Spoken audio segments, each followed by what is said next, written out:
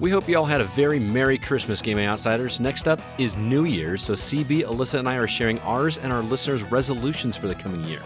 In news, the creators of Golf Story Shadow dropped their next game this past week, and somebody else is suing Microsoft over their potential acquisition. We'll definitely talk about that. You'll also hear Alyssa's impressions of Bayonetta 3 on the Nintendo Switch. This is the Gaming Outsider. Greetings, programs, and welcome to The Gaming Outsider, a video game podcast with a focus on our incredible community, which can be found at thegamingoutsider.com. It is Tuesday, December 27th. I'm your host, Scott Clark, and joining me are my good friends, Mr. Chris Behrensmeyer. What's up, CB? Hola. How you doing, man? I exist. And also Miss Alyssa White. How you doing? I'm existing as well, but it's good to see you, CB. I haven't seen you in, it feels like forever, but it's probably been a month. It's been a hot minute. Work sucks. Yeah. We did the show without you last week. It was just me and Alyssa. It was. That was the first time we'd done that. It was a lot of fun. You guys, I was tired. I bet. Oh, I can imagine. Did you guys survive the Christmas holiday? No, this is a spirit you see. Oh, no. Did you guys get anything fun video game related as gifts? I know you got a Steam Deck, Alyssa. I did get a Steam Deck, but that is the only video game related thing I got. Everyone else just gave me manga, and then I got a Blu-ray, some gift cards, some snacks. But the Steam Deck was the only video game related thing I got. How about you, CB? I got a robe. A robe? Like a bathrobe? Yep. Is it a video game robe, or is this no. just what Did you want a robe? No. Great. No. Now I'm gonna. Whenever I come hang over at CB's house, he's gonna be wearing nothing but a robe. I'm gonna have to keep Tell me it's him. like Sir, it's like a Hefner robe. Oh, it's like a kimono style robe, but it will be the robe and white calf high tube socks all the time, Scott. Oh my god. Well, guess I won't be going over there too much more, except for D&D night, I suppose. But I might wear pants. I don't know. Oh. Let's get into the games we've been catching up on. CB, you've been gone quite a while, so why don't you tell us what you've been catching up on? Oh man. I played some High on Life. Oh yeah, because we were going to talk about that last week, and I talked about it with Alyssa. But what are your thoughts on it? Because it's weird. It's very weird. Weird? Question mark. Wow, how that game got made. Yeah, just like the opening scene with you and your sister in the bedroom. I was like, that doesn't sound right, Scott. Yeah, I was like, this is going to go places that I don't know if I want to go. Yeah. Yeah. So that's not, didn't get incestual or anything. People listening, that's not what I'm talking about. I was, wow. I was really worried that all of a sudden it was going to be Step Bro. And I'm like, no, trope. Yeah. Got stuck in the dryer. It really felt like it there for a second. And I'm like, oh, thank the maker. No, but what do you think of it? Like, what is sticking out as the weirdest thing to you? All of it. Okay. It's too weird, man. Like, it's so bizarre. Like, Do you play that one? Do you play that one with headphones like I do? Because I felt like I had to play that game. Oh no, let it fly, man. All right, Jameson's gonna be learning some C words. Well, I mean, most of the time when I game anymore, like it's after he goes to bed or when he's not home. Gotcha. But here's the thing: I found it very weird as well, and I feel like the humor is. It's not my particular brand of humor. Some of it does make me laugh, but outside of that, I still found the game fun. I'm really enjoying the shooting. Okay. I will say it's not a bad game at all. Like it's a solid game. Oh, I will disagree with you on that one. But no, it's fun, but it's just it gets in the way of itself too much. I feel that way too. I didn't realize there were sliders that you could make stuff a little quieter until like about 2 or 3 hours into it, and I still didn't even do it. But that's like every game these days you can do that. No. I'm not talking about just the volume. I'm talking about the frequency of how much your gun talks to you. You can actually turn that down. I do have a grievance. I want to try this game out, but I've heard it makes people motion sick. And I'm like, if there's sliders for, adjusting how your gun talks to you or other things, why couldn't they make a slider for people who suffer from motion sickness? That's really interesting because Joel Solinsky is the one that mentioned that in our Facebook group. And I've been playing Gears of War with him, and he is fine with the motion in that one. I feel like the motion is worse in that than it is in High on Life. So I don't suffer from it, so I don't... Yeah. It depends on the situation because Gears' motion is weird because it's more of a bobbing motion. Right. Where it's just up Which, and down. I mean, that can affect me. Whereas I guess you are swinging from like place to place in 3 dimensions. There's a lot more lateral movement with the bobbing in High on Life. So I've heard the game is only like 6 or 7 hours long too, which is surprising to me. But I've chunked Gears or High on Life? High on Life. Oh, okay. I mean, Gears is pretty short too. Yeah, Gears 1 at least. Gears 1, yeah. So yeah, I've been playing that.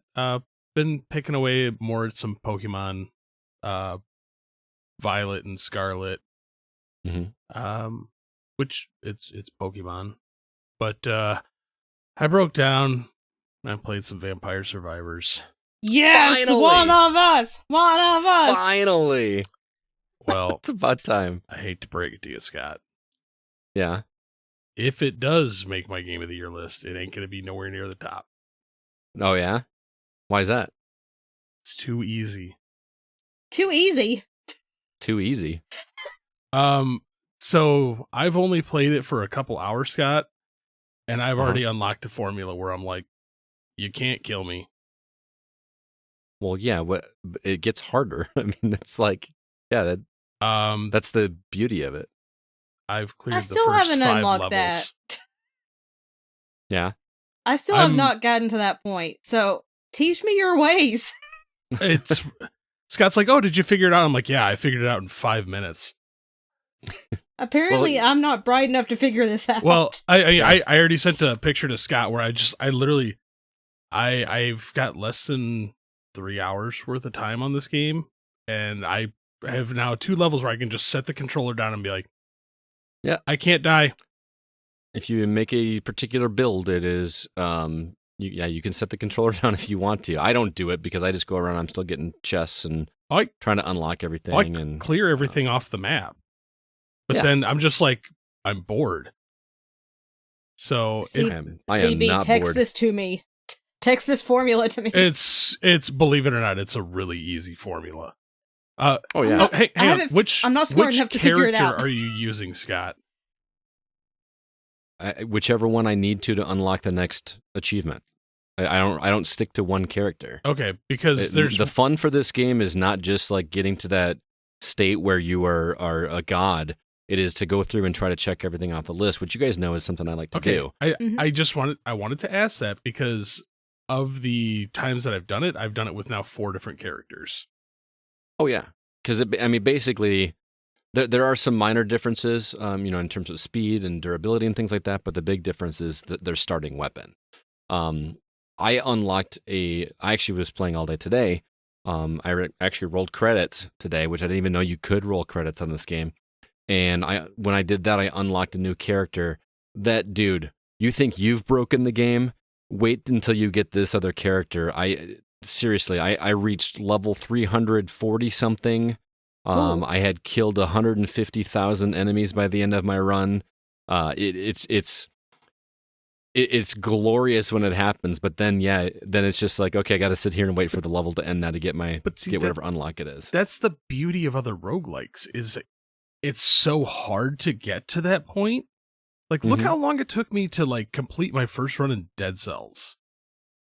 This, I'm like, sub 3 hours already. I've got a build that is fairly easy to accomplish. Right, but you're just beating the levels. Now you to unlock things, you have to up the difficulty in the power up menu. You max out the curse, and then like when you said,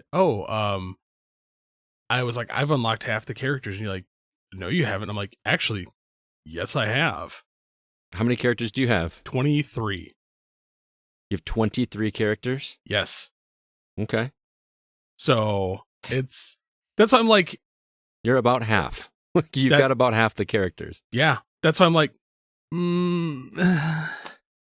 it's a fun formula, but like I said, once you know, like, that build, which, like, even AJ was just like, hey, what if we combine this with this with this? And I'm like, that's what I'm going for. And now I'm just like, okay, cool. Okay. The fun part is then once you start getting new weapons and trying to figure out what pairs with what, and then you start getting, then there's a merchant that unlocks, and then there's spells that you can cast, and there's arcanas. And I'm not saying it's a bad game. It's just that's my biggest problem with roguelike games like that. Is like, once you know that ideal build to get you to a place, it loses the fun. Well, the game starts to put roadblocks in your way once you start unlocking certain other things, where, you know how you've got basically weapons and then you've got passive abilities. So once you start unlocking something that I'm not going to tell you what it is, then they start blocking off the passive abilities. They don't make them as easily accessible. So you really have to work your way around. I'm still not having difficulty with it, but it's just so much fun. I just feel like I'm always moving forward and I'm always discovering something else. And the joy of finding a new combination and seeing just what it does that makes you feel like there's moments even before I got into the end game of this, at least in the base game, where I felt like I'm unstoppable and it's never going to get better than this. There's no road ahead. And I just keep unlocking stuff that is just so much fun to discover and see what happens. I am in love with this game. It's going to be one of the only games I get every achievement for this year, I think. Yeah, it's really good. I think I'm coming up close on like half the achievements already too, so. They start getting, at the beginning, they just unload first run, I had like fast. 14 or 20 achievements, my first one. Then it starts to be like things that you can only do. Well, it became a game for me to like look at the list and be like, okay, what 2 or 3 can I knock out at the same time on this run to, you know, avoid another half-hour run to do this. You know what I mean? Yeah. It's really great. I'm glad you checked it out. Yeah. It's still it's one of my favorites. I have enjoyed my week this week playing mostly Vampire Survivors, and I know people are probably sick of me hearing about it, but I love how in the community people are like, all right, fine, I'll try it, and then 20 minutes later they're like, oh, I get it now. This is awesome. And then I got people messaging me on Messenger and saying, have you seen this yet? And this yet? It's very much a water cooler game. I almost wish that the internet didn't exist for a game like this, because it's so easy to look up evolutions and combinations and things like that. And you know, it would be a lot more fun if this game existed before you had the ability to kind of look this stuff up. So, well, I think I'm playing it that way because I didn't realize you could make certain builds to be stronger. I will. Alyssa, we'll talk. I was just like selecting different. You know what? Things. I'm gonna give my personal thought on it, Alyssa. The garlic is your friend. Oh, I love the garlic. That's the thing. I always pick the garlic if it pops up. The garlic is your friend, and the song is your friend. I have not encountered the song. That's a character that you acquire later. That's her starting weapon. Okay. I don't like that weapon at first. Once you get that one built up, it's awesome. That weapon at first is gross. Yeah, it's really annoying. It takes forever to.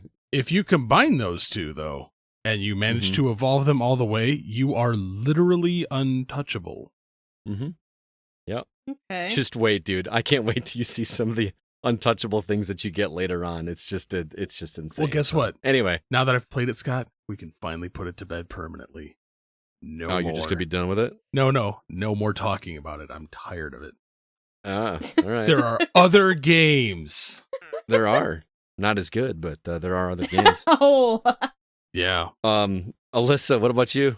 I'm still just playing Disney Dreamlight Valley. Yes. It's so fun. I finally have Minnie Mouse in my village. I've got Remy from Ratatouille, the rat. Kristoff from Frozen. Those are my new additions.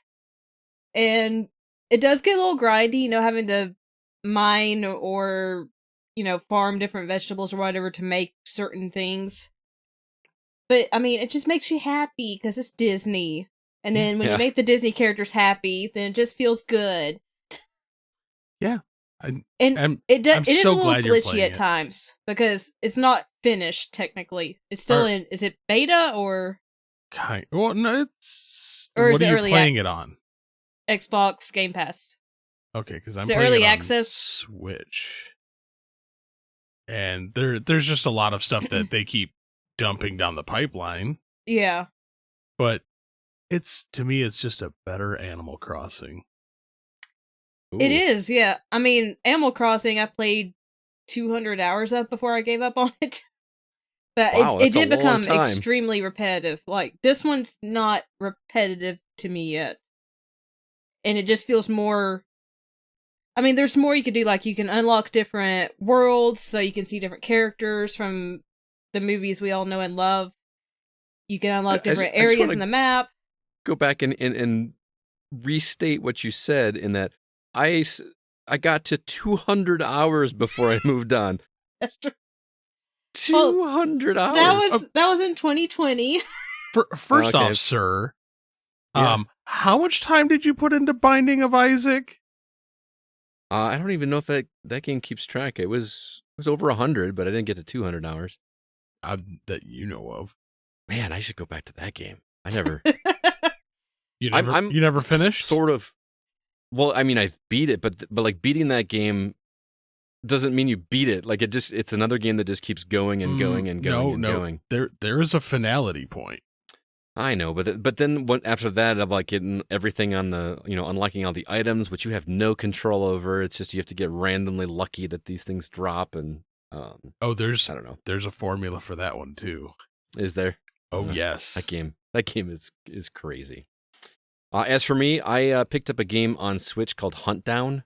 I saw it. It was on sale for $4 on Switch.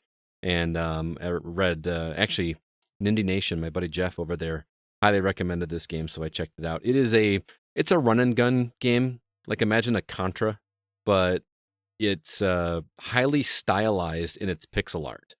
It's crazy the detail of pixel art that is in this game. There's 3 different classes. And I think there's only like 4 stages, and you just run through a level. But they do some interesting mechanics where you pick up weapons along the way, but there's also ways to like hide behind cover. There's also ways to hide in like garages and things to dodge fire from enemies and everything. And then there's there's a boss at the end of each level that just feels very old school, 16-bit kind of game. And I have no idea what's going on in the story. I don't really care, but I'm glad I paid $4 for this game. I feel like the reason it was $20 at release was because of how stylized it was and how much went into making the art look good.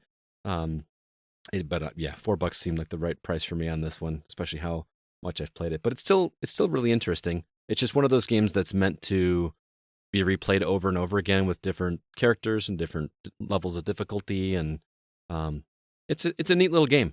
I know you like Metal Slug, CB. It's it's not humorous like Metal Slug, but it's like a Contra or Metal Slug, left to right kind of thing with bosses. And I'll let you check it out maybe on Thursday when we get together.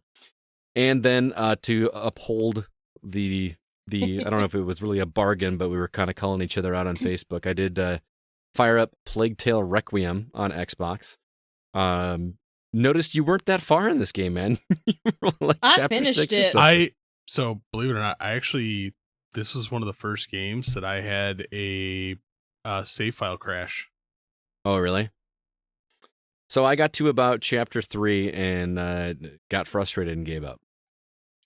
I don't know. I didn't have an issue with the first one. I really enjoyed the first one, but there's a section, and I don't know if you remember this section that I'm talking about, but you're in a courtyard and there's an archer up at the top, and you have to kind of sneak your way around this thing, and I just got so frustrated. That stopped you?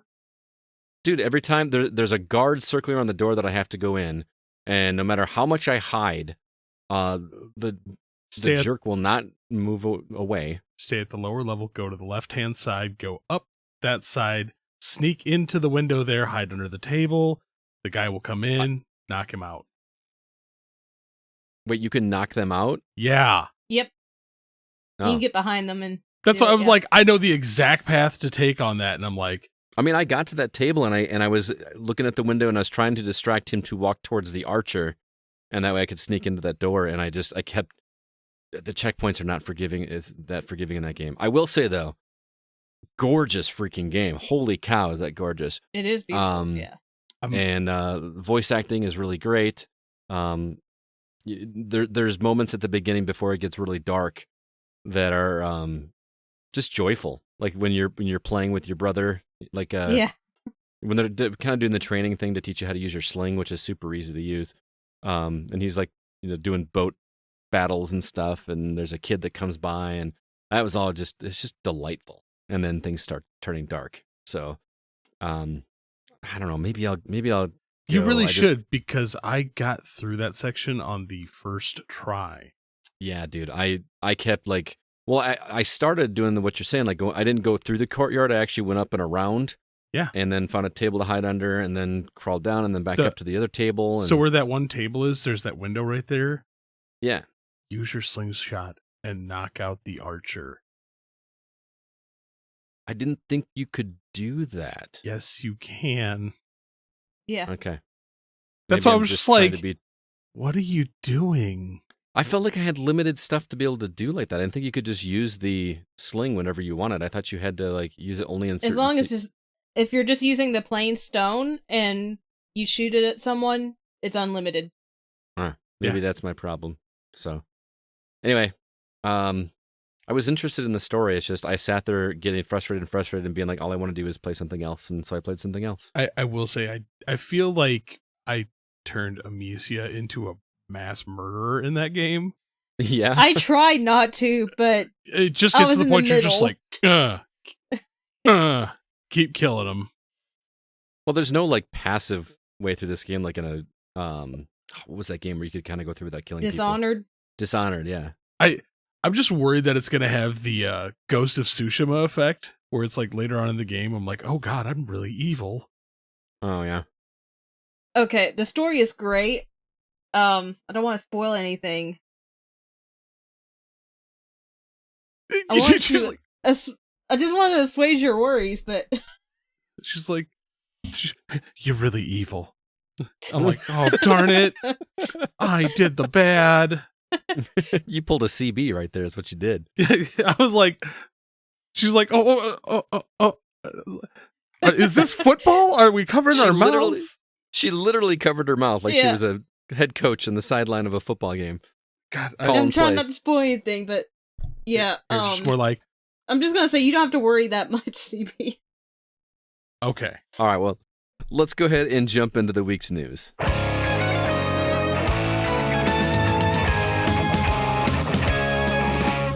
Things are obviously light this week with it being the holidays. Not a whole lot going on, but I got a few stories to mention. The Cowabunga collection got a huge update this past week. The FTC isn't the only entity to sue Microsoft over their attempts to acquire Activision Blizzard and King. And Sports Story Shadow launched on Switch this past week on December 23rd. CB, you've been gone the longest. I'll give you first crack at story to talk about. Wonder what I'm going to talk about. Boo hoo.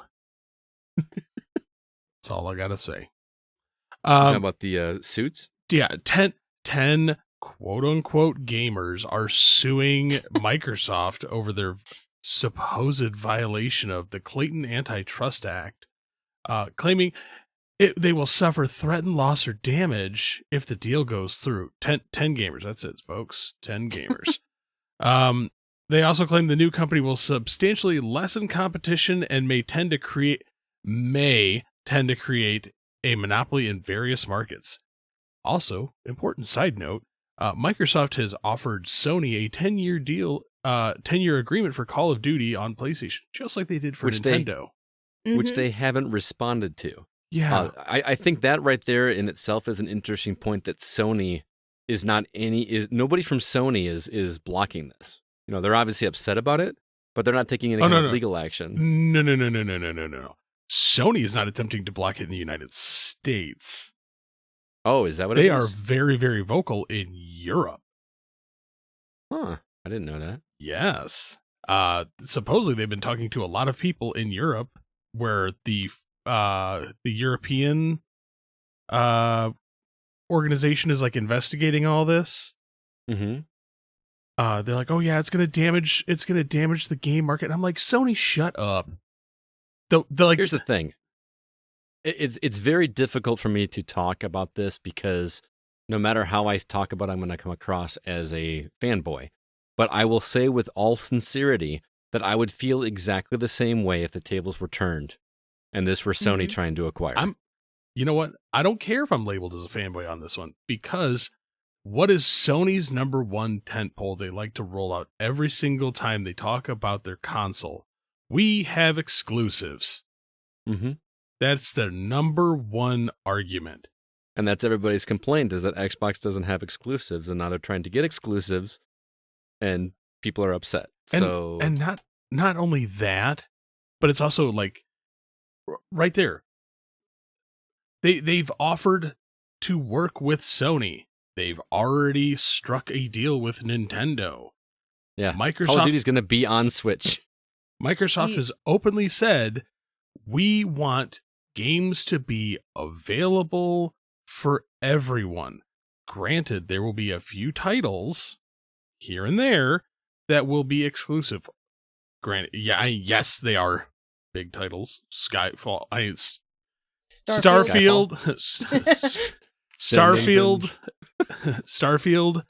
and Elder Scrolls 6.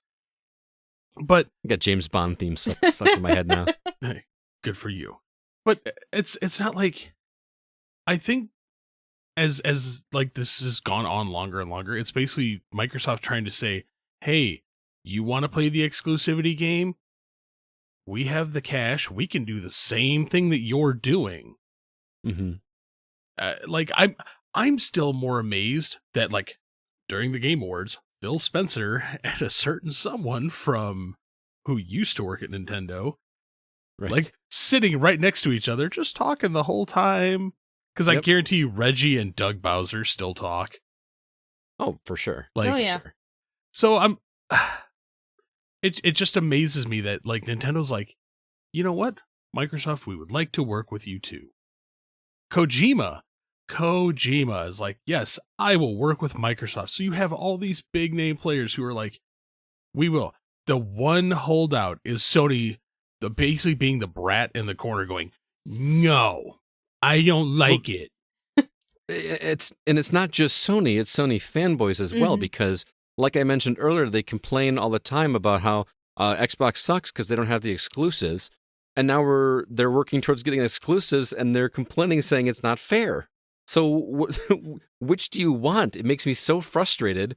Like you can't make them happy. And unfortunately, the loudest voices in all of this, outside of suits like the FTC, I mean, that's a pretty big deal. Although I don't think they have any ground to stand on in terms of that. I don't think it's going to go anywhere. It's just going to delay the inevitable.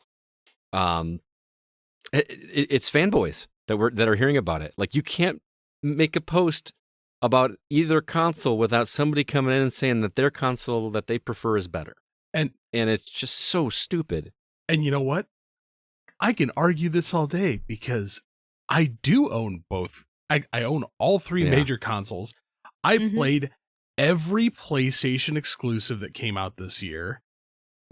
And 2 of them are probably going to be making my Game of the Year list. Right. So it's like I'm for the competition. I've always owned a Sony console. I've always owned an Xbox console. I think we're all in agreement here that we don't want anybody to have an advantage, even the one that we prefer. We'd like it if the playing field was even both ways. But unfortunately, some people, where this throws a wrench in the fire for some people on Sony is, the Call of Duty aspect, which again is a non-issue for at least the next 10 years if Sony plays ball. Because there are some people that only buy consoles, for Call of Duty and for sports games and things like that. It all makes me so angry. No, so Sony, and it's the number one game they keep pivoting on is Call of Duty. It's none of the rest of them. They don't care about Diablo. They don't care about World of Warcraft. It's only Call of Duty, because for the last generation, Sony has had exclusive rights to Call of Duty releases first. Like, oh, there's a new map pack coming. Sony gets it first. Who cares? Like, you know what else they haven't been complaining about? King. Yeah. I mean, I know none of us play Candy Crush too much anymore, but that thing makes a stupid amount of money. Oh, yeah. Do you? But I uninstalled it a long time ago. But it irritates the piss out of me over, like, oh my gosh, like, Sony players won't have the maps first.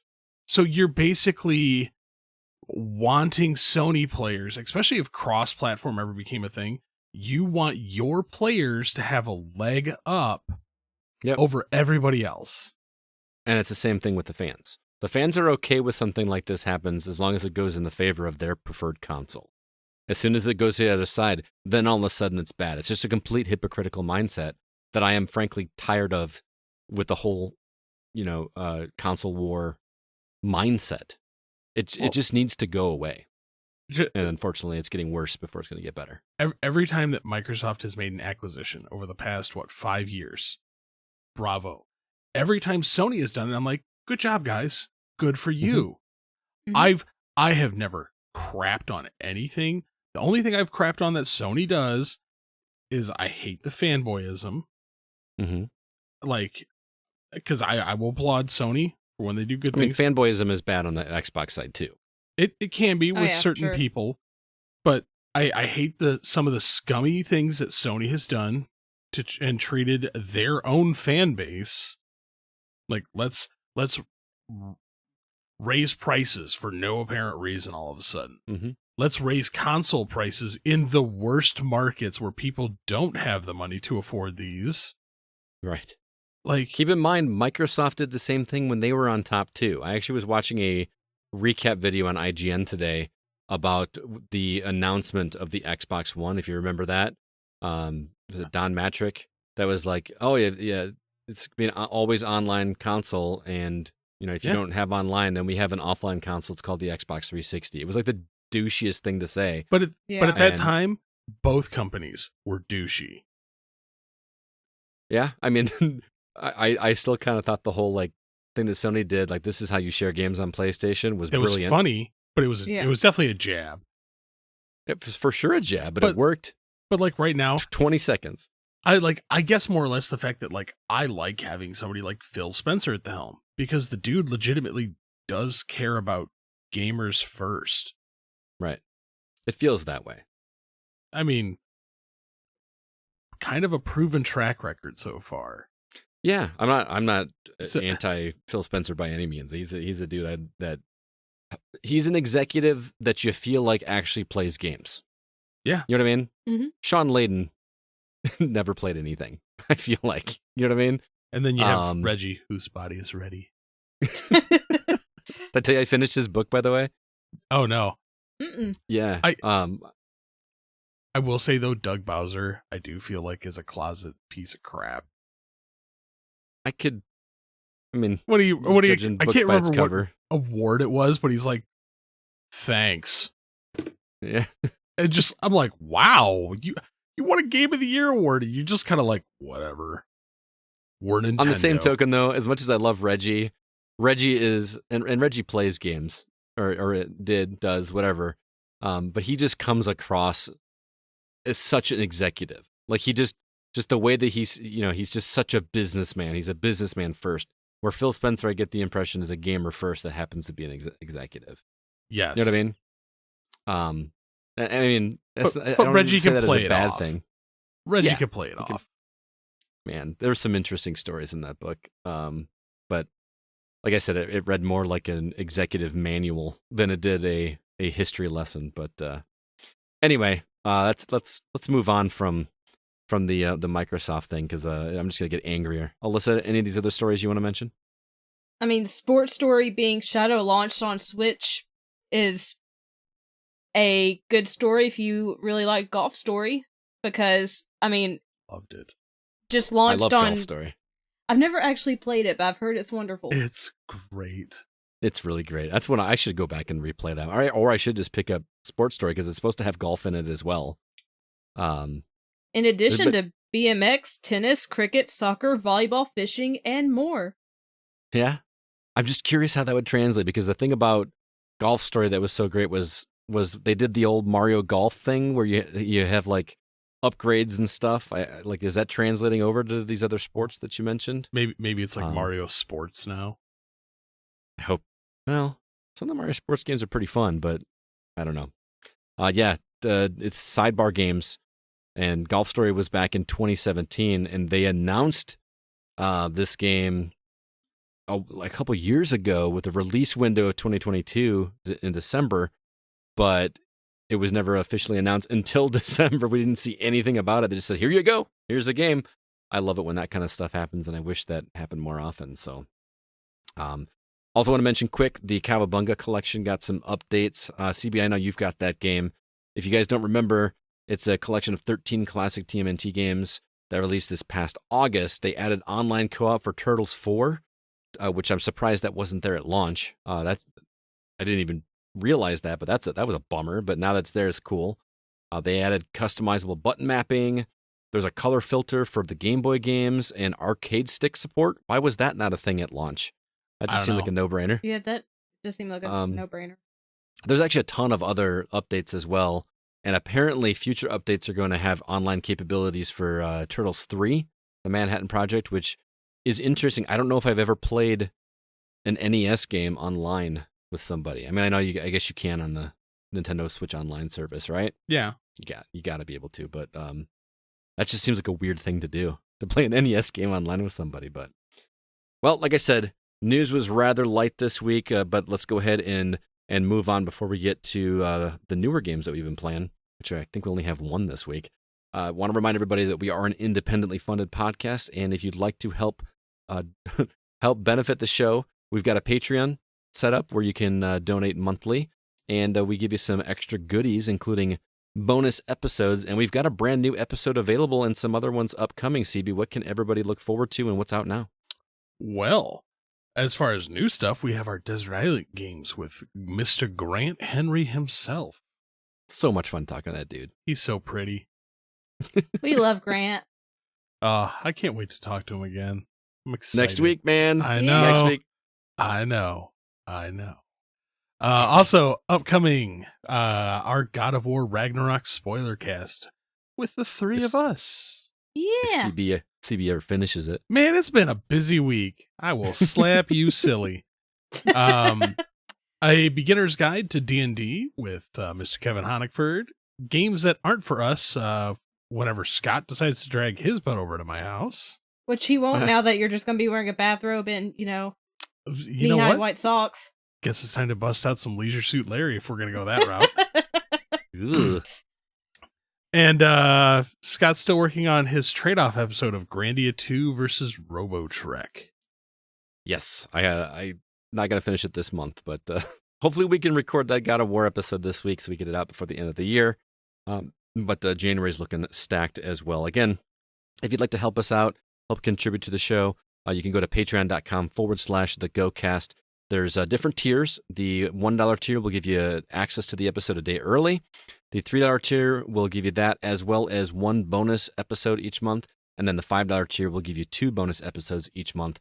And it helps to pay for the show. We don't keep any of the money for ourselves, but we do purchase games to review, which we then in turn give away to the community. And there actually is a link available on Facebook and Discord for this month's giveaway. We're giving away a copy of Crisis Core Final Fantasy VII Reunion, thank you, on Xbox Series X. So we'll be doing that giveaway this Friday, so look for that link. In the meantime, though, let's go ahead and talk about the new games that we've been playing.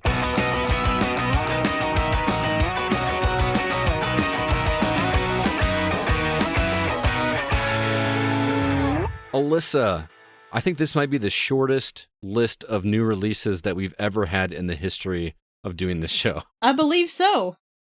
There are 2 games. Two games. So, if you are looking for something to play this week, Chilltown comes to PC on December 28th, and it looks like it's just a very chill game. And also, Warhammer Age of Sigmar Soul Arena comes to PC on December 30th. So if you are a PC gamer, you're in luck this week with 2 releases. I feel like we're just getting a new Warhammer game every other week. Like something else in the Warhammer universes gets released. Because Warhammer has a very, very large universe.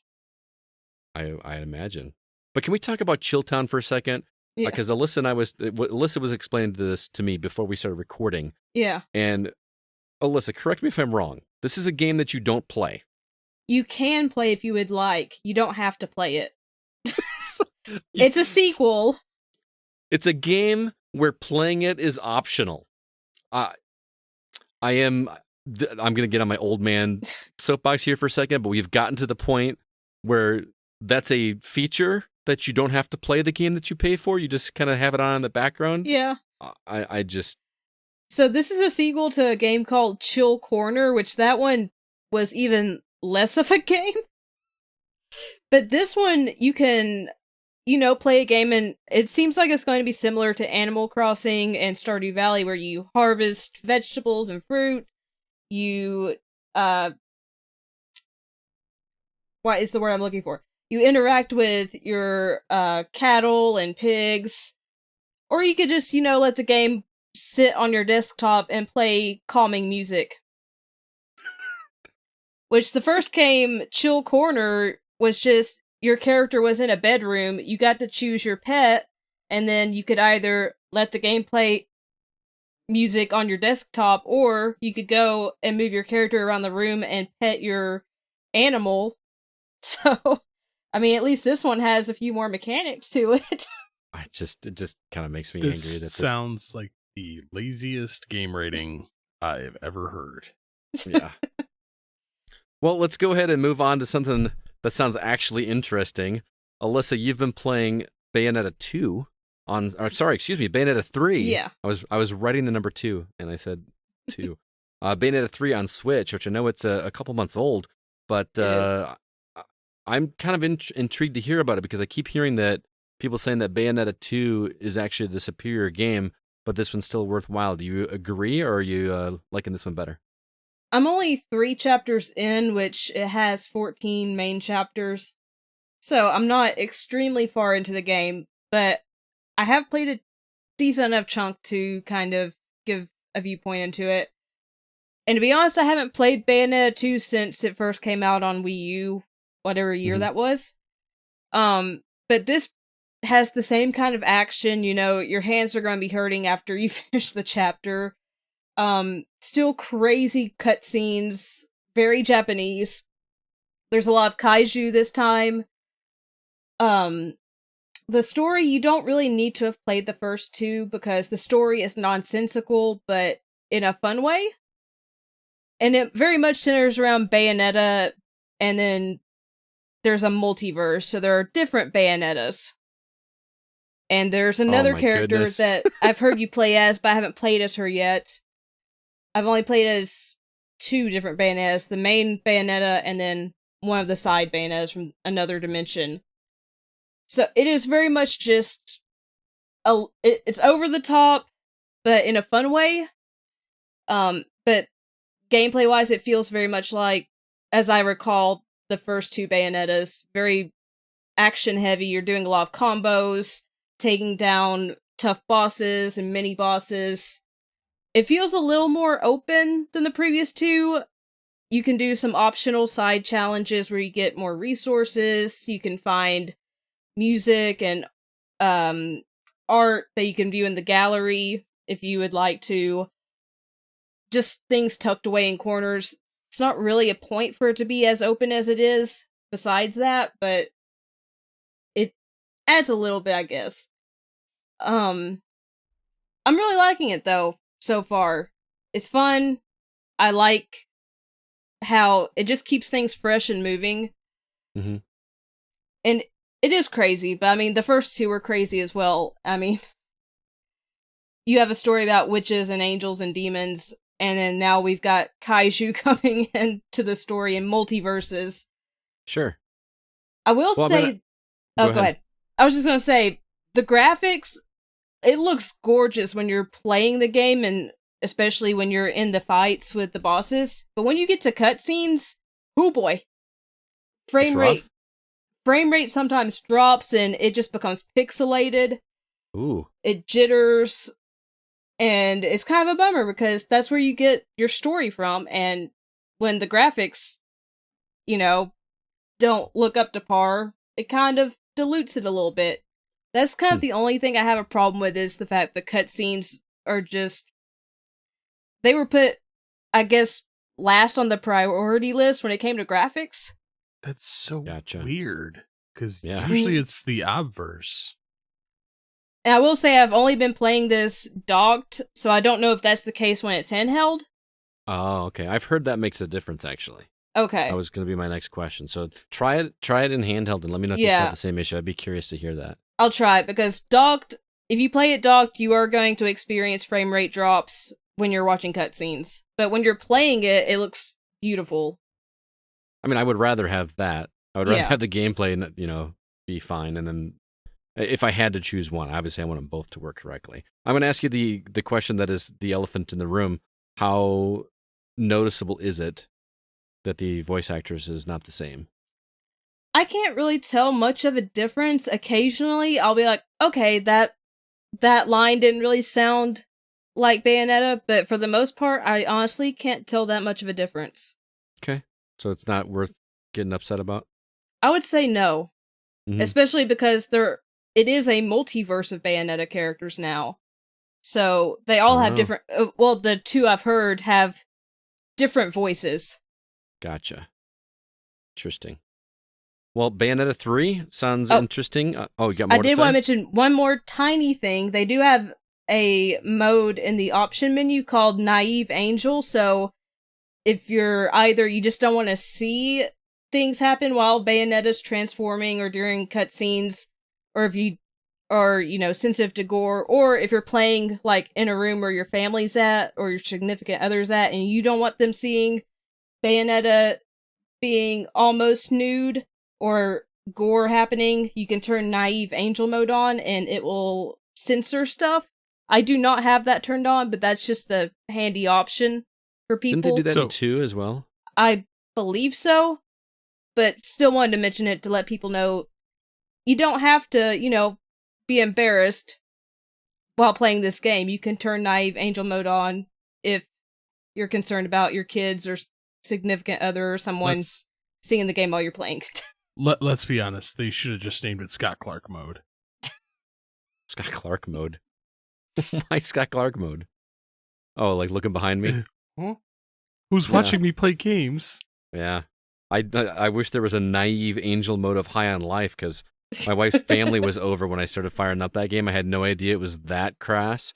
Like, again, I don't have a problem with it, but they were upstairs baking Christmas cookies. Like, her mom, her aunt, her sister and her sister's boyfriend, and they're all just up there watching It's a Wonderful Life and doing Christmas movies. And High on Life was, you can hear my TV plain as day from upstairs. You know how that is. CB, you've been in my house, but it's high on a Wonderful Life.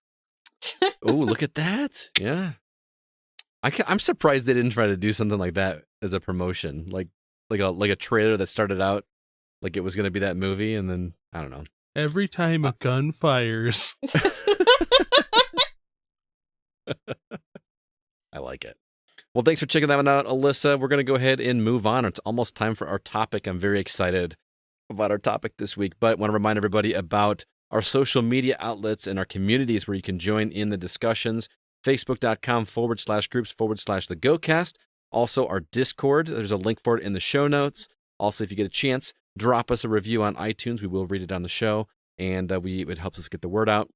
And lastly, our website is thegamingoutsider.com. There you can find all of our episodes as well as all of our written content, including Sean Coates' review of Atari 50, the anniversary celebration, my written review of Evil West, Jacob's review of a video game music album called Essentials Sayre. He reviewed that for us last week. And then lastly, GamerDad03's review of Turbo Golf Racing, which he played on PC, are all available on the website. I would love it if you guys checked it out because we put a lot of work into doing those written reviews. let's go ahead now and jump into our From the Outside In topic.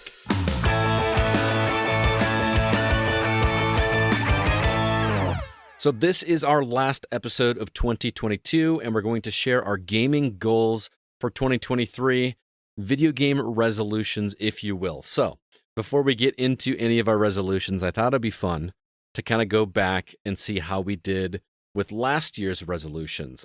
Right before we recorded, I went back to last year's episode, listened to it, and wrote down what everybody said they were going to do last year. Now, Alyssa, you weren't on that episode last year, unfortunately. Not. So I don't have any for you. Did you have any gaming resolutions last year that you made? Do you remember? I do not. I did not make anything, so.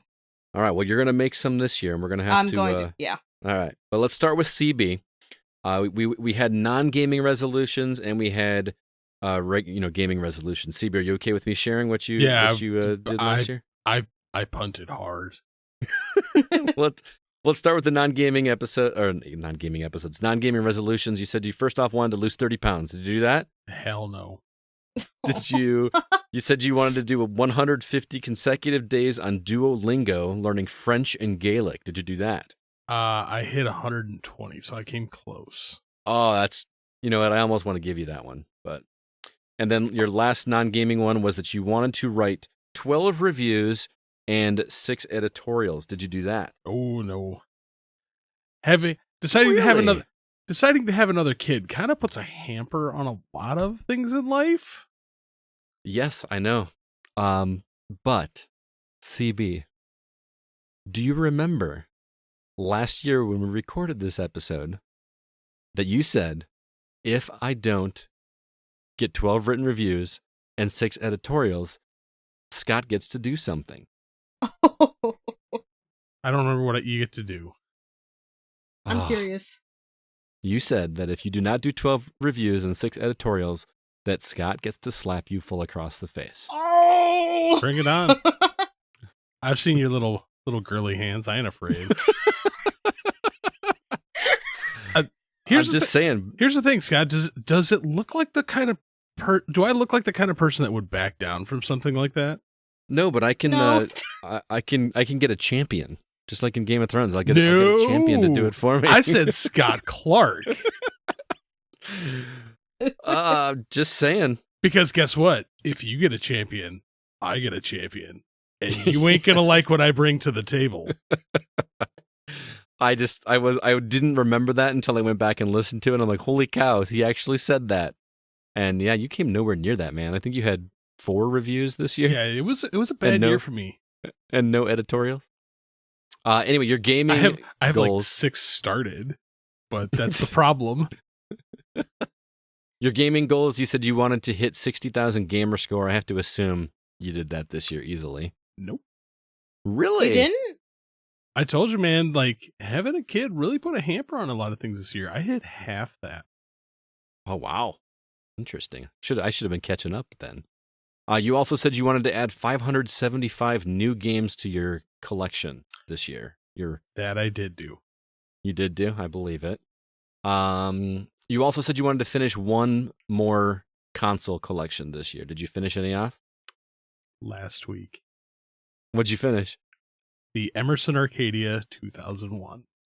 Okay. So you got that one. I had to go outside the country to achieve it. Nice. I thought this one was interesting. You said that you wanted to complete one AAA game that you would normally play on Xbox, but you wanted to play it on PlayStation. Did that happen this year? Not a PlayStation exclusive, but something that you would normally play on Xbox. I didn't do it on PlayStation. However, I did do it on Switch. What game is that? Disney Dreamlight Valley. Oh, that doesn't count. That does not count. Actually, I think it does. Because I would have gladly farmed those achievements. So much so that I bought it twice. Lastly, you said you wanted to finish 7 PlayStation games. I think I hit 6. Well, keep in mind, the year's not over. Yeah. I think I'm at like 6. I can't think of 6 PlayStation games.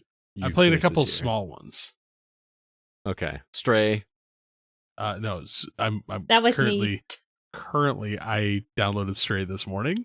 So, oh yeah, yay! You got the Meow Meow game. Yeah, we will be playing the Meow Meow game. Oh, that's why I said I didn't know that. I have 4 more days that I am. It's off. only like 8 hours long. Time to boot up the time machine. What other PlayStation games did you finish this year? Horizon Forbidden Okay, West. that's one. That's Elden one. Ring. You didn't play that. You played it on PlayStation? I bought You it. put that on Xbox. I bought it twice. Oh my god! Did you actually? You beat it on I didn't. Xbox? I haven't beat it, but believe me, I know how to run it now. Okay. I did finish Miles Morales. I need to go back and play that. Astro's Playroom. There's one other one. That shouldn't. That's a game. Yeah. That is a game. You can roll credits. Shut your mouth.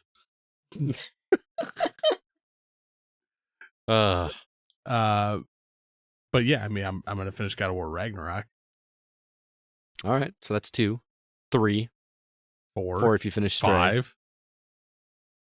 Yeah, so not quite, but again, you still got time. I got time. So you didn't do too bad. You did better on the gaming side of it. I wonder if I could crack out 30K gamer score in 4 days. Oh my god. Well, I guess we're not playing D&D on Thursday. What are you talking about? I'm gonna do it simultaneously. All right, so let's see here. I know Zach's not here, but Zach had some goals, and he actually texted me to tell me how he did. So his non-gaming goals, he said he wanted to apply to 6 different writing positions. Apparently, he really wants to get out of the Gaming Outsider. No, I'm just kidding. I don't think he did that, but he also said he wanted to reread 3 Gears of War novels, which he said he did not do. But the big one was that he wanted to get out of Kansas City, which he actually did. Proud of you, Zach. Living in a new place, so there. On the gaming side, he had goals to replay the entire Gears of War franchise. That included Tactics, and that included Judgment, and I believe, what was even the phone one you guys were talking about on that episode that we weren't sure if it even existed anymore? Gears Pop, yeah. He also said he wanted to find and complete a Legend of Heroes game, which is a series I'm not super familiar with, but I know CB is. Specifically, he wanted to do Trails of the Sky, which is on PSP. He did not mention whether or not he finished that one. But his last one for gaming was that he said he wanted to worry less about like the FOMO aspect of gaming, focus more on what matters to him, which he said he actually did do quite a bit this year. So, nice job, Zach. As for me, my non-gaming goals, I said I wanted to get to the gym at least 3 days a week. I did a really good job with that up until about August. I want to say, tail end of summer and getting back. It's funny because listening back to the episode, I said the exact same thing with my exercise goal for last year. I did really good, was really religious about doing everything until school started up again in the fall, and I just kind of fell off the wagon. So I have no exercise goals this year because I'm just gonna know I'm gonna just do it for 6 months and then fall off. So. And then, if you remember, CB, there was the whole debate last year, or the challenge you guys gave me about not using my phone for 20 minutes a day, and then increasing it by 20 minutes every day. So, like by the time I get to December, it was like 4 hours with my phone off each day. Yeah, that didn't happen. I know it didn't. I mean, that was more. That is such a hard thing to track. Honestly, it's a hard thing to remember. You say it's a hard thing to track. But I found an app for you. Did you? So the thing is I do so much on my phone, like just handy things on my phone. Like if I were going to do that, I would set a timer on my phone for the 4 hours but I can't if the phone's off. You know what I mean? So I don't know. I had to pull out like an egg timer or something and do that. But yeah, I did not do that. No, because if you pulled out an egg timer, I see you sitting there setting the timer, putting the phone in front of it, and just staring at the phone until the timer goes off. And you're like, okay, now I got to catch up. No, I would not do that. Lies. My gaming goals, I said I wanted to get further in Bloodborne than I ever had. I had gotten past like the 3rd boss. I didn't touch Bloodborne this year. So I feel like I just need to add that one to 2023. I said I wanted to play just as many games for review as I do for myself. That's very difficult to track, but I can say with pretty much certainty that I failed at that. There's no way I played games that I wanted to more. There's quite a few games I played this year that I had no desire to play, but somebody had requested it and wasn't able to review it, so I had to do it. That happened a lot this year. And then lastly, I said I wanted to stream multiplayer games with the community at least twice a month. That didn't even happen a single time, guys. I did not figure out how to do streaming. It was busy, so I apologize. So I failed. All across the board, I failed. So I tried to... I got more than you did? Oh, yeah. Which is interesting. But I did get a lot done with the gaming outside of this year. I know. So I give you props, sir. So much. It's becoming a full-time job. Anyway, I want to talk about the resolutions we have this year. Let's start with non-gaming resolutions. Is there anything you guys would like to get accomplished this week that does not have anything to do with video games? Let's start with Alyssa, since this is her first time doing the resolution episode. Just this week or this year? This year. Okay. For 2023, what goal would you like to set for yourself that has nothing to do with games? I've got a couple. First off is one that is just for my own good, and that's actually form a backbone and not feel guilty when I tell people no, because I feel an immense amount of guilt if I tell people no, even if I know it's for my own good. Mm-hmm. I really need to get over that. It's just something I've struggled with since I was a child. I've always been a people pleaser, and even now, if I tell someone no to something, and they show even a sign of sadness or anger or whatever, I feel immensely guilty, like I did something wrong. So I really want to get a backbone and try to at least not feel as bad for saying no when I know it's for my own good, because I'm personally right now in one of the worst mental health states I've been in years. So I need to do this for myself. So we need to build you a meme that is just a super polite way to say no that you can just have locked and ready to go whenever anybody says something that says, I mean, no offense, but I need to be doing this. If someone would like to health. make that for me, please, I will use it, and I will credit you. Something to the effect of, I'm going to respectfully decline due to my need for the sake of my mental health or something. We're going to do that with, and hugs to you, love Alyssa, thanks, but no. Yeah, I need that. Someone please make something for me. we just need to go hard in the paint, Alyssa. Cold turkey it.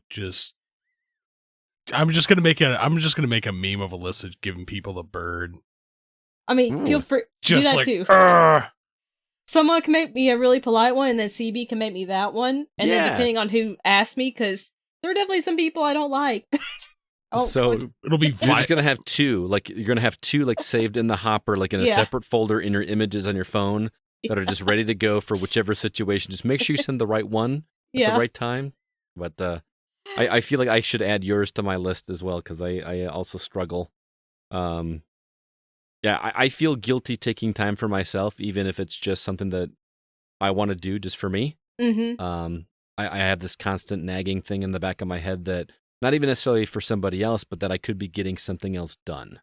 That I could be accomplishing something. I could be doing something that is moving towards some kind of goal instead of just sitting and relaxing. Which is, my therapist tells me is just as important as anything else. It should be part of your daily routine to relax and recharge your batteries and mentally unwind. And I've forgotten how. I really have. So. Oh, I've tried, but this is going to be another goal of mine. I am starting in the new year during my nightly routine that actually helps me calm down. Not going to answer the phone, any kind of messages, text messages, unless they're urgent during that time, because it just messes up my calmness. Mm-hmm. And especially when people know it's my routine, and they do it anyway. Yeah. And it makes me so irrationally angry, because I'm like, this is my time to be calm and zen. And they know this. But then they call me or text me anyway. And I'm trying to be polite, but I'm like, I really need this because I don't want to have a panic attack or something. I really have to just be like, okay, don't answer the phone unless it's an emergency. Right. Because I need that time for myself, just so I can kind of keep my mental health in check. I kind of wish that we as Americans would do that. What I believe the Japanese people do, like when you go to work, they actually have like for break time, they have like everyone goes to like the roof of the building or whatever and does meditation or, yoga or something like that. Oh, some workplaces, they'll have a break and they'll turn the radio on and the radio guides them into doing different like stretches and exercises to help them calm down and relax and get some exercise in during the workday. Yeah, I feel like without that regiment, I'll never do it on my own unless I create my own regiment, which is more difficult. But if everybody else is doing it, it makes it easier. It's just becomes part of your day. Yeah, I like it. Make it part of your classroom activity. I could. We call them brain breaks in my classroom. See? But then 32 kids trying to get 32 kids to do something that is relaxing for even 3 minutes is an issue. Tasers. Oops. Wow. Okay, I am not going to tase my students, man. But all right. Let's see. Did you have any others? Any other personal ones? I do. Okay. This one's just more of outing myself. I want to read more actual novels than I did this year because I have read, as of the day of recording, 598 things, but only 4 of them were actual novels. Oh, wow. The rest were manga. So I want to read more than 4 books next year. That's so much manga. It is. And you can see a lot of it on the shelves behind me if these guys can. If you're listening, you can't. I'm sorry. So much right to left. Yeah. It is. So I just outed myself for having read 594 volumes of manga and 4 actual, like, novels. So I want to read more than 4 novels next year. Hey, so how many novels do you want to hit? You know what? I am not going to fault you on that because manga is just a novel with pictures. It is, yeah. But I feel like I'm leaving my actual novels that I need to read, like, in the sad corner where they're just like, we're neglected. They're there. Yeah, we all have that. I mean, I've read, I think for, all I've done today is read besides I went out for a little bit, and it was glorious. And I'm like, it's nice to read a book that doesn't have pictures in it. Yeah. But see, I don't even know if I have the ability to do that anymore, Alyssa, honestly. Sit down and physically read a book. I know some people like thoroughly enjoy that, sitting in front of the fire or sitting outside, and I can't do it. My mind is like I could be listening to an audiobook version of this and getting something done. I don't know if I have the ability. Like when I was in school, like even my master's degree, anytime I had to sit down and read something, it drove me nuts. It took me forever. Not because I can't read, not because I read slowly.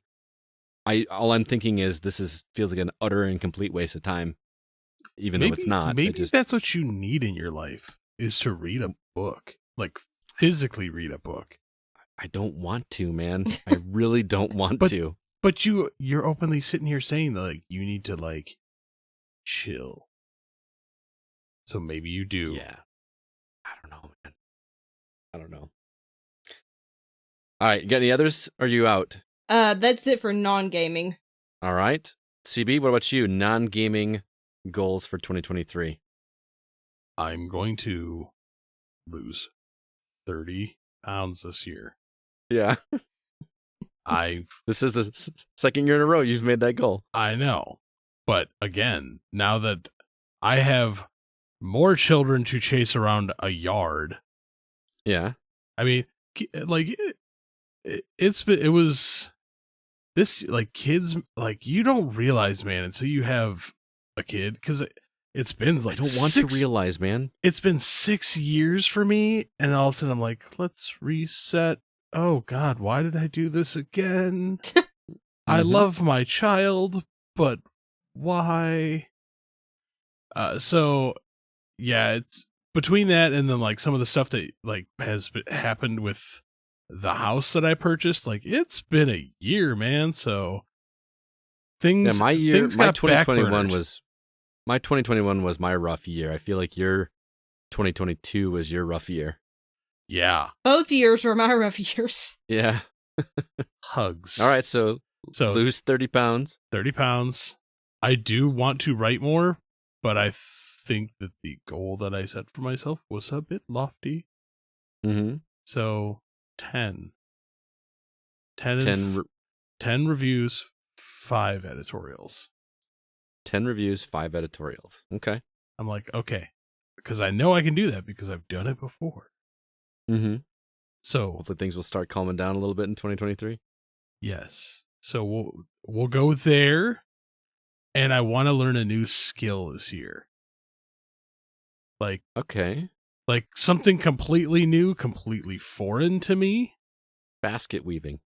No, believe it or not, I actually do know how to do that to a small degree. Okay. Oh, that's cool. I've actually been wood talking. Carving. I've been talking with our producer Nate and my brother, and I think I'm going to learn a programming language. Ah, okay. That's cool. So, like, in order to meet that goal by the end of the year, what would you have to do in order to meet that goal? Like, I will get back to you on that because I'm not quite sure, like where on the scale of like proficiency falls. Sure. Like enough to like get me in trouble or like completely proficient. Like where, like, do I feel comfortable with this? Mm-hmm. I think that's more or less like, do I feel comfortable? Like if someone asked me to do a basic task with it, like, can you make this do this? Gotcha. All right. I like it. Any others? I think 3's good because I may go yard for games. Yeah, I went pretty far for games as well. I actually only have one personal goal, like non-gaming goal myself. My list for gaming is larger. The phone thing last year was impossible to track, so I decided to try a new way to do that was a little bit more manageable. That wasn't going to leave me 4 hours in December when I don't have school. So I'm going to do 1 hour a day. Just 1 hour a day, every day. And I can do that. I can manage it myself because I can set a reminder in my phone every single day that says, turn your phone off for an hour. And because you know me, I'm a checklisty kind of guy. So I see that alert, I turn it off. And then after I turn it back on an hour later, I, go in, remove the alert. I mean, but it recurs every single day. So I'm going to set up an auto texting program to text you at least like every 30 minutes. I mean, dude, that's what it's doing. I'm basically texting myself. I know. I'm basically texting myself. But I'm gonna because I know how quickly you can respond to text sometimes. So I'm gonna be like, urgent, send. Urgent, send. Oh no, I'm gonna be getting those now during my routine. I'll be like, since I said I'll answer it if it's an emergency. People are gonna be like, okay. The funny thing is, emergency. I think Scott and I are in like 7 different text groups. Yeah. I have to think about which one I'm gonna respond to. Whenever I want to talk to CB, do I do the one that's just him? Is it the one with him and Zach? Is it the one with him, Zach, and Alyssa? Is it the one with our D&D group? Is it CB? I think and there's Nate? one with the 3 of us. Just the 3 of us. Well. Yeah. Yeah. Like I always have to like figure out which way I'm going to communicate with CB today. I think that's why you're so stressed. Is the fact that you're like, I have to sit here and think about which of the 7 groups to text back today. Dude, and it's that way with everybody because so many people have a preferred way to communicate. Some people text, some people use Messenger, some people use Twitter, believe it or not. Some people trying to think of some of the other ones. But like I have to like sit there and go, "Oh, so I need to talk to so and so. Which way do I communicate with them?" And I guess like something like Slack or whatever it is that is a catch-all for all those would be like the answer to that, but I don't know. You and Nate are the worst offenders for this, by the way. Where what? You will start texting me, like actual text on a phone, and then mid-conversation switch to Messenger. The only time I message you in Messenger is when it's me and Nate. Yeah, but I don't message you like just Nate specifically will do that though. Like text, message, and I'm like, cross-reference. I've got some people that will like send me something that is on Facebook and it's easier to share it through Messenger to you. And I'm like, why are you messaging me? You always text me. So I get it. But boy, we got off the beaten path there. Tangent. Yeah. So we're all good with our non-gaming ones. We're ready to go to our gaming resolutions for the year? Yes. Yep. All right. Alyssa, let's start with you again. What do you got? Okay, I definitely want to try more roguelikes this year since I really like Vampire Survivors. Mm-hmm. Now, I don't know if I'll fall in love with the genre or not, but I do want to try some more roguelikes just to see, because since I did enjoy Vampire Survivors, I do want to give the genre a fair shot. I'm trying to think of what would be a good one. Dead Cells. I think Dead Cells might be intimidating. Lies. No, it's not. Dead Cells has. I was also thinking maybe Hades. Hades would probably be a good. That's really twitchy. I was thinking something like Undermine. It would probably be like. If you don't mind poop jokes. That doesn't bother me. It's just my other fear bothers me. Yeah. There are these cute little things in there too that just make this cute little noise whenever you go in there that I think you would find charming. So my vote would be Undermine. Okay, but I don't think you'd go wrong with Hades or. I think Dead Cells is too hardcore. No, because challenge yourself. Because Dead Cells to me has that perfect curve where that first area you're like, yeah, and it's so, because that was for me, it was, you had me play Rogue Legacy and then it was straight to Dead Cells. Mm-hmm. And like Rogue Legacy, meh. Dead Cells, don't listen to him. Rogue Legacy's amazing. Dead Cells is better. Scott's just jelly that he introduced me to that game, and I got way better than him way faster. He is right that first opening area that you have to play every time, even though it's like procedurally generated, you just wind up like just blasting through it. Almost feels like you're playing it with your eyes closed, even though it's not exactly the same. Mm-hmm. And it feels really awesome, even, on later. It starts getting more difficult as you get into the second and third branch, depending on which path you take. But it gets real tough. But Moonlighter. Oh, Moonlighter's a good one I've heard too. Of that one. Moonlighter actually is right up your alley, Alyssa. It really is. The whole shopkeeper thing would be. Oh yeah, I like that. Yeah. Moonlighter. So I would say Undermine or Moonlighter, but yeah. Undermine's all nice. Right. Moonlighter. Have you played Undermine? Yeah, I owned it before you did. Okay. Well, I would be curious to hear which one you give a shot. Let us know next time after you play one. All right, so your first is to play a roguelike. What else? I want to play more than 6 games on PlayStation this year because according to my wrap-up, I only played 6 on PlayStation. So you want more than 6? I want to play more than 6. I don't even remember what all 6 were. I know of 4, and I can't remember the other 2 that I've played. All right. I'm trying to. Now, are you talking PlayStation exclusives or no, just any something... game on PlayStation? Any game. Okay. All right. I like it. What else? And let's see. This is the one I need to actually think about because I came up with 2, and then I'm like, oh, third one's gaming related. Oh, I know. Get over my fear and play an online game with you guys. There we go. Oh, I like it. Let's do it. Let's play some golf with your friends. That game is so much fun. I know you guys won't yell at me or anything, so I need just be a big girl and play online. Nobody between the 3 of us would yell at you, and I can tell you that my group that I play Borderlands with, Christy, Joel, and CJ, none of them will make you feel comfortable. They are the most welcoming, heartwarming people you will ever play online with. You are welcome to come join us and play. We played golf with friends the other day, and I don't know why we don't play that game more. That game is just so much fun. It's kind of relaxing, but it's also hilarious, and let's do it. Let's do it. Actually, yours kind of ties into one of mine, so okay. You'll see where we're going to go with that. You guys will be able to hold me accountable for that one. So well, and you're going to have to make me accountable because mine's somewhat similar. So, all right, CB. Sounds like you got a list as long as your arm of goals that you want to do this year. First off, same thing for PlayStation as last year. Want to finish some games on there. Would you have a specific number in mind, or at least 5? 5, any game, any indie title, No, any specifically PlayStation games, like okay. PlayStation exclusive. PlayStation wants to be exclusive. Guess what? I'm only gonna play your exclusives. Okay. Screw you for the rest. 6 exclusive PlayStation games. 5. 5. I'm sorry. Okay. I really want to hit the at least 50,000 gamer score in 1 year. Like it's okay. So you're dropping your goal because your goal was 60,000 last year. Well, the year before that, I think it was like 35. No, your goal before that was 50, and you hit 65. Okay, so I guess I'll stay at 60. There you go. Okay.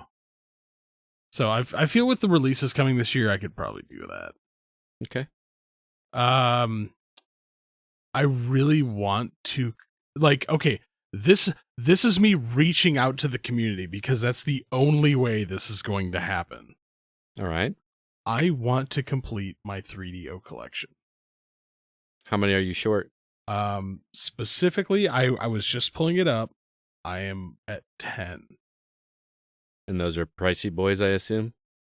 No. They are supremely obscure boys. They're just hard to find? Yes. Dino Park Tycoon is specifically the one. I remember you talking about that one. I think when I was in Florida looking for games, you were having me search for that one for you. Yeah. So, all of our listeners out there, if you can help me track down a copy, I will buy it.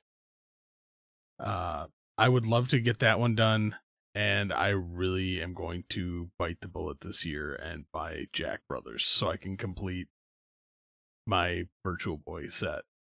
Nice. I want to play that game. I do too, especially because it's an Atlas title. Yeah. So, I want to complete those two, and I want to add another 600 games to the collection. 600 games to your collection. Wow.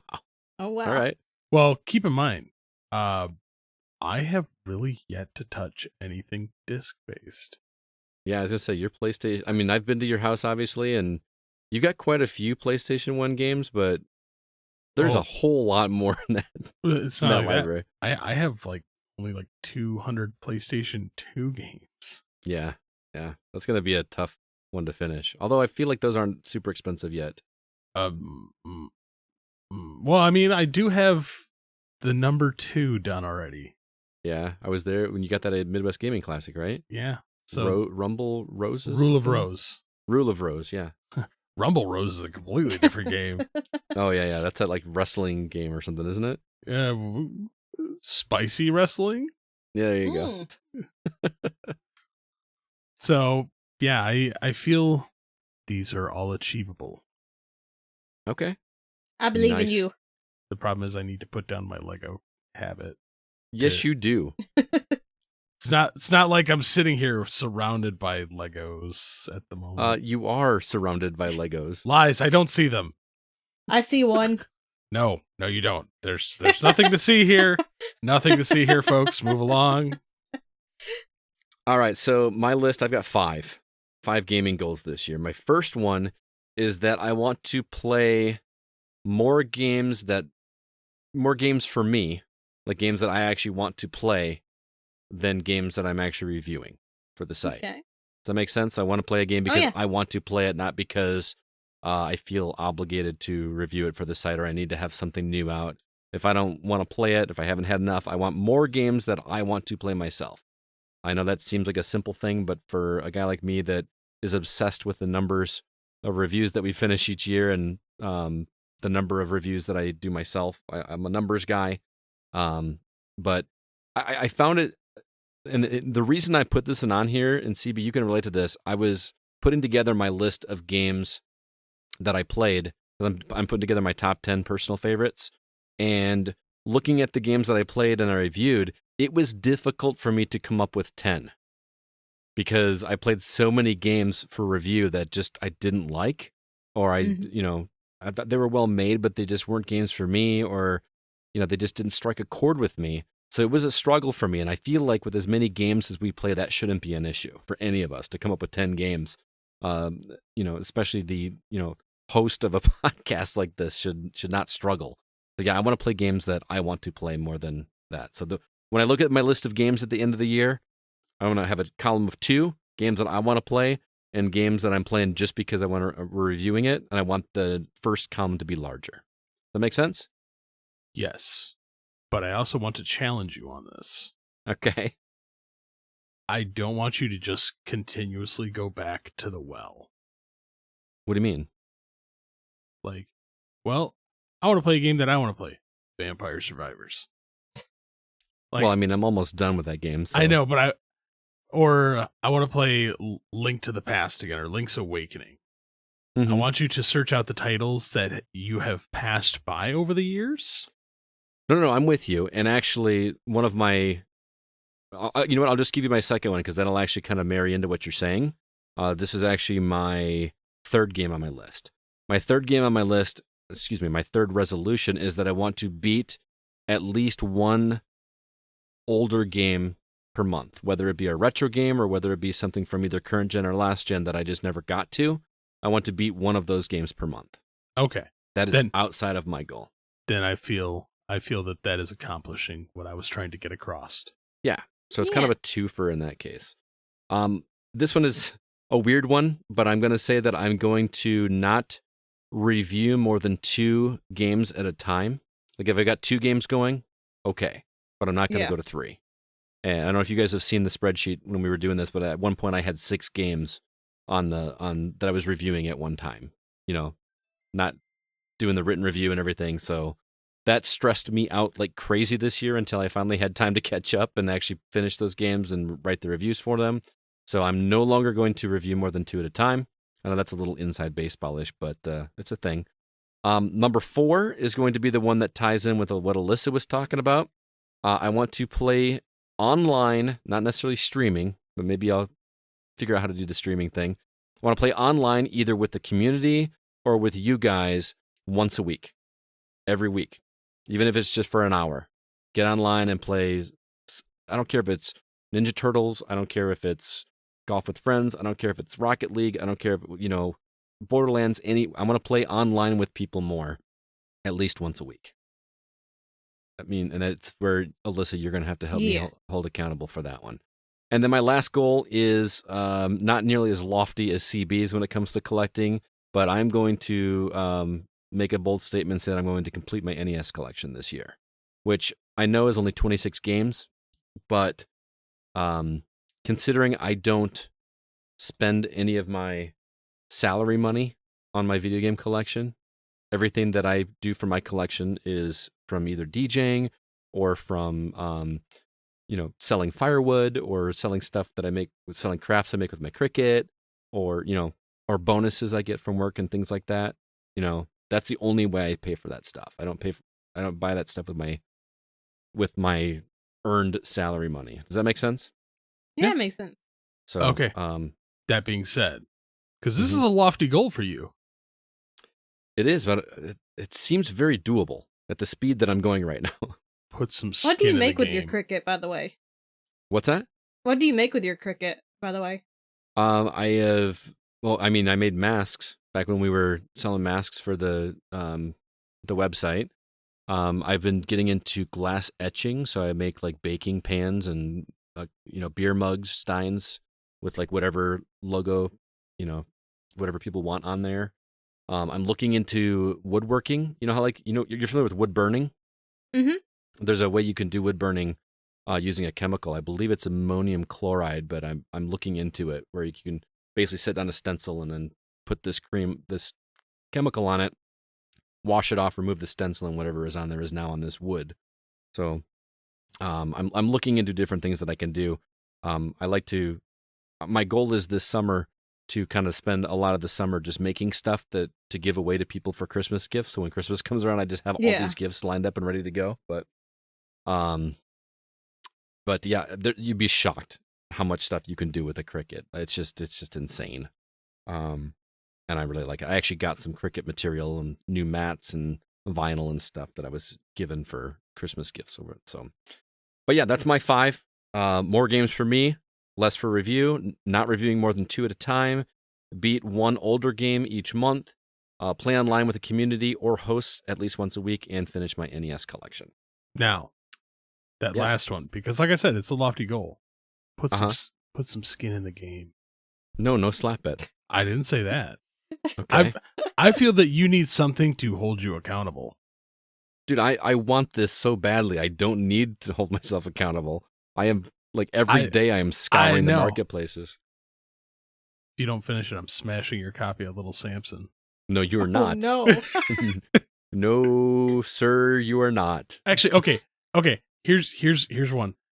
If you do not finish this collection by the end of the year, for every game you are short, I am opening one of your amiibos. No, that's not happening either. Yes, it is.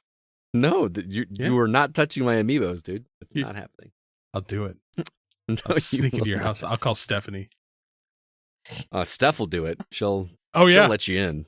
She'll be like, please, put it in the dumpster. All right. So those are our goals. I feel like last year, I was listening to last year, and we said that we were going to make a spreadsheet to keep track of all this stuff. CB, you said, like, right after we were done recording, you were going to make a spreadsheet. I don't feel like that happened. No, it didn't. It didn't. Yeah, I feel like I need to do that. You are the spreadsheet king, by the way. Yeah. All right. Well, let's see what the community said. We didn't get a ton of responses, but let's run through them really quick. Alyssa, why don't you start over on Facebook? Brandon Lloyd writes, "Man, same as the last year. Finished backlog, and then 2 years from now, all these new games will be on the backlog. Honestly, finish Skyrim and Witcher 3 maybe while doing my backlog."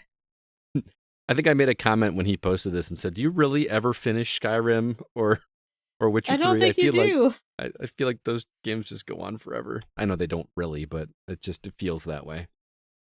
Yeah. Good goal. CB? Sean Coates, I'd like to buy more games physically next year. As someone who will forever prefer physical disc until the world runs out of plastic. It'll never run out of plastic. It's unusual. I've only bought 2 this year, Skywalker Saga and Forbidden West. Everything else I played has mostly Game Pass or a review copy.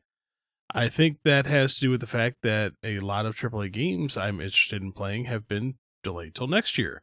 Anyone else feel this way? Is just me? So far, looking like 2023 will be amazing, as I believe it's the year that all the big 2022 delays are releasing, and also perhaps we will see if those studio acquisitions by Microsoft is going to pay off. I heard somebody on a podcast say that 2023 is shaping up to be what 2022 was supposed to be. Yeah. So it really does feel that way. Not that we were lacking a plethora of games this year. We had tons of games to play this year. I couldn't keep up. Yeah, it just feels like there weren't a lot of standout games this year, maybe. There was quite a few.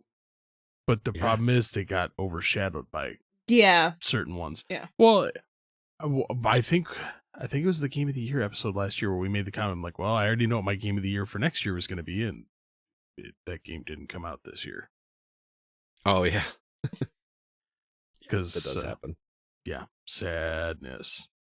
You talking about the Bethesda one I can't think of the name of it right now? Starfield? Starfield, thank you. Yeah. Yeah. I don't know, man. I'm getting less and less interested in that game. Oh no, CB's hard. Oh, I'm still bitter at him for not liking Vampire Survivors. That's why I'm just gonna every time he likes something. I didn't say I don't like it. It's just not up here for me. Oh, it's up here for me. It's more like down here. See, if he finished it before I did, he would like it a lot better, Alyssa. That's how it works. If you were like somehow to like get through it and get all the achievements done before I did, I'd be like, "That's the greatest game ever." No, because it's just not. Anyway, well, it's good. I have a feeling we're going to be talking about that next week for sure, but. Paul Hine writes in and says, "I would like to finish something. I've started a bunch, but haven't finished much. Also, I replay old games too much." So he and I have the opposite thing. I have to make a goal for myself to finish old games, and he's given himself a goal to finish more newer games. He says, "My second resolution is to play more new games and finish them. I played through Mass Effect again this last year for the umpteenth time. My third resolution is to find more people to play with. Fourth, to give back to playing D&D, not video game, but video game adjacent. My good friend who I played with since high school passed away from cancer this last September, and I haven't been able to jump back into that since then. My condolences, Paul. That's a bummer that you... I'm so sorry, Paul. Yeah. As a guy that got into D&D, I can say it's a lot of fun. Just make sure you find a good group, that sticks with it every week. We've been pretty lucky in that regard. Yeah. The only time we don't really meet is if it's a weather thing or if something emergency comes up. And by emergency, I mean something our wife wants us to do. We usually pretty much stick to our schedule. So, good luck on that, man. Let us know how it is. This was my first campaign. I've never done it again. I'm as much as I'm digging our campaign, CB. Now that I know what I'm doing a little bit more, I'm really intrigued to branch out, do another one at some point. You know what I mean? Well, just because I've tried different second campaign. Well, you know what I mean. I still have the same character though. I can't just start a new character build. I could fix that for you. Yeah, you could just kill me off. Yeah. All right, Alyssa, we got one more comment, and it is yours.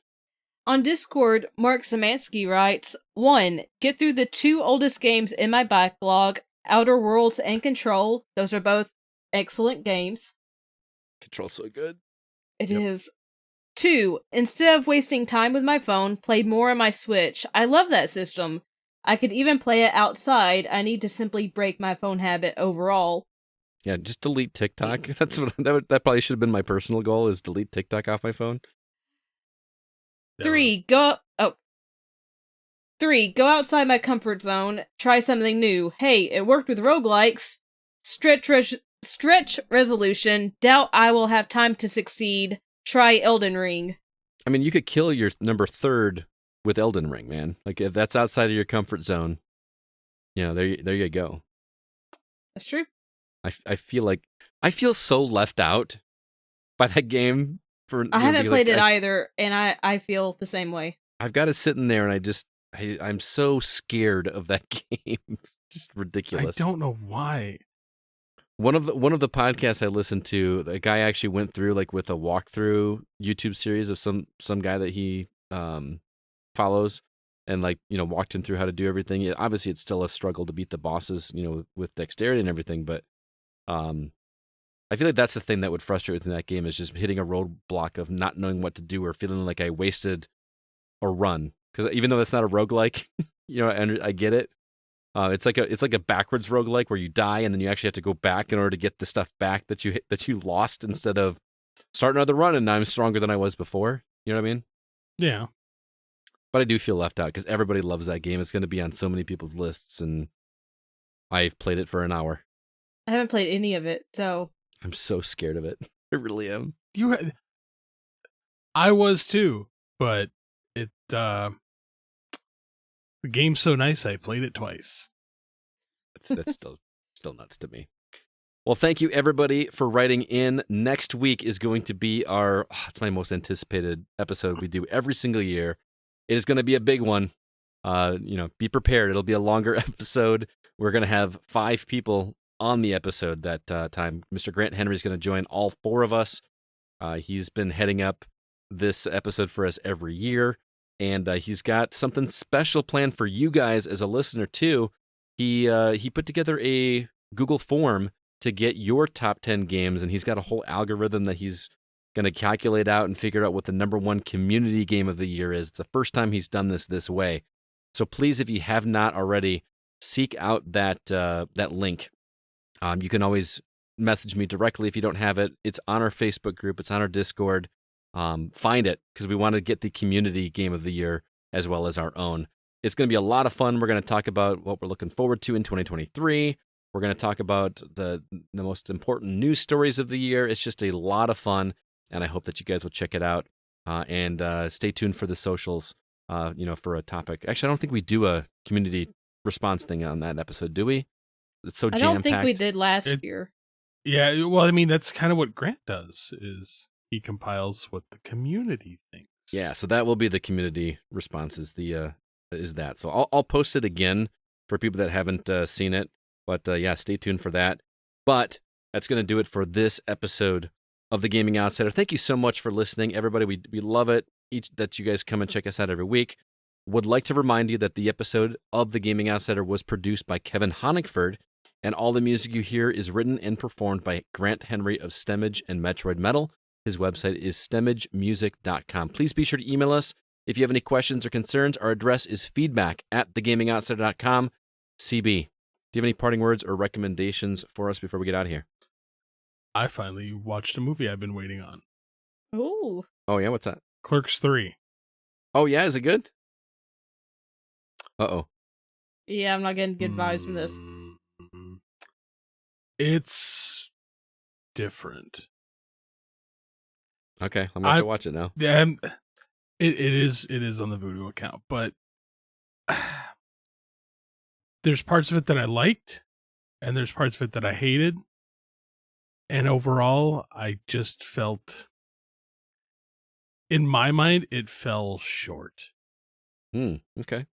I kind of felt that way with Clerks 2, to be honest with you. I loved Clerks 2. I loved pockets of Clerks 2. Then you're probably going to be very sadly disappointed, because this to me feels more Jersey Girl. Ooh. Yeah. At the same time. Alyssa, both of us, our response was just like... It doesn't have the same magic as other Kevin Smith movies. I mean, that first Clerks movie, I think part of the charm of the first one was just how cheaply it was shot. Oh, yeah. I mean, black and white. Well, yeah. Clerks, Mallrats, Dogma. Mm-hmm. Like, I mean, he got more of a budget as he went along. But yeah. But I feel that it was like right after Jay and Silent Bob Strike Back. Yeah. He lost the comedic touch that I love. Right. Other than his stand-up stuff that he does, still adore that. I liked Red State. Yeah. I loved Red State. I was like, Red State? And then, of course, there's Tusk. Tusk I've wasn't not terrible seen Tusk. until the final act of that movie. It just kind of went off the rails in a way that, like, holy cow! Like I want to be in the pitch room. I want to be in the pitch room when they convinced Justin Long to do that movie. Apparently he is writing a sequel, and Justin Long has agreed to do it. Oh my god! So Alyssa, you need to watch that movie. I can't wait to hear what you think of that movie. I mean, I should. I know it's got body horror, and I don't usually mind that. So, body horror is a loose way to describe what happens in that movie. Yeah, I know the general synopsis of it, but I don't know that you do. At least what they released to the public. But yeah, no, I mean, there's nothing in the trailer gives away what happens in the final act. But what about you, Alyssa? I did watch a movie called The Deer King, and I would say if you're a fan of Studio Ghibli films, this is an anime movie. You would really like this because this is actually made by veterans from Studio Ghibli. Oh, nice. And it feels really close in tone and theme to Princess Mononoke. It's not as epic as that, but I really did like this. And just, you see this man named Van, and there's this sickness going around where all the wolves in the world have this incurable disease, so if a human gets bitten, they die. But Van gets bitten, and he does not die, and he sees a little girl get bitten, and he rescues the girl. That's how he got bitten. She doesn't die either, so they're the only survivors who... they're the only people who have survived being bitten by these wolves. And just seeing their bond and how they become like father and daughter, and also seeing the world trying to figure out how do we make a cure to this disease, what's causing this. And then there's also some fantasy elements sprinkled in. It's just really interesting and intriguing. It didn't get a lot of hype this year, and it is kind of hard to find. You can get it digitally, but that's about it. It's not streaming anywhere. I think you can buy it on Blu-ray or DVD, but I had to rent it off Amazon Prime. It didn't get a lot of publicity, but I think, like I said, if you're a fan of Studio Ghibli, especially if you like Princess Mononoke, I think this would be up your alley because it's just moving. It's got a fantasy element to it. It's definitely an epic film. It's just something I haven't seen in a while, and it felt fresh, and it did actually almost make me cry at one point. Aw. Really good. Nice. I guess we're all doing movie recommendations this week, but I know that Christmas was this past week, but I feel like I always strive to try to find a movie to add to my Christmas movie watching list every year, and I might have found it with this movie called Spirited that's on Apple TV that everyone had been talking about, and I finally bit the bullet and sat down and watched it. It's a musical. I mean, there's not an egregious amount of music in it, but and they actually make jokes throughout it, but it's Will Ferrell and Ryan Reynolds, and it is a refreshing, fun take on Christmas Carol. Like, I feel like we've had that story beaten into our heads so many times over the year, but they do something pretty clever with this that feels very different and kind of breathes life into that story, and it's genuinely funny. It's fun seeing a Christmas movie that's PG-13. I mean, I know we've had Scrooged and we've had The Ref and we've had movies like that, but this one is still very much in the spirit of a Christmas movie, with like a theme of happiness and being kind to one another, all that. The only problem is that Ryan Reynolds, Will Ferrell, they can't sing. Like, especially Will Ferrell. Ryan Reynolds kind of can, but I just, after watching something like The Greatest Showman, I mean, I understand people can't be Hugh Jackman, but when you've had Hugh Jackman and you go and try to see Will Ferrell hold these notes, and it just sounds awful. Oh, but actually, the people that wrote the songs for The Greatest Showman also wrote the songs for Spirited. Yeah, and I can tell that it feels very much in that vein. I should have mentioned that. That's why I mentioned The Greatest Showman, because I was expecting that caliber of music. The production is that high caliber, but the vocal performances are not. But it's still worth it. Russell Crowe and Les Mis. Dude, it's worse than Russell Crowe. There's pockets of it that are worse than Russell Crowe. At least Russell Crowe doesn't crack his voice. Oh, you know what I mean? no. It almost sounds like Will Ferrell is flat or not able to hold a note, and it's not even like high notes, but it's still worth the watch. I highly recommend it if you've got Apple TV. It's very charming. Christmas? What's that? Yeah, even after Christmas. Okay. There's one song in particular called "Good Afternoon" that is great, and I won't tell you why because you gotta watch it, but it's really good. So anyway, CB, Alyssa, thank you so much for being here. It is a pleasure as always. Stay tuned next week. I keep talking about it, but I'm so excited to talk with you guys about Game of the Year. It's just going to be a great time. Until next week, I'm Scott Clark with Chris Behrensmeyer and Alyssa White, and we are The Gaming Outsider. And remember, there's no such thing as a bad game, just games that aren't for you.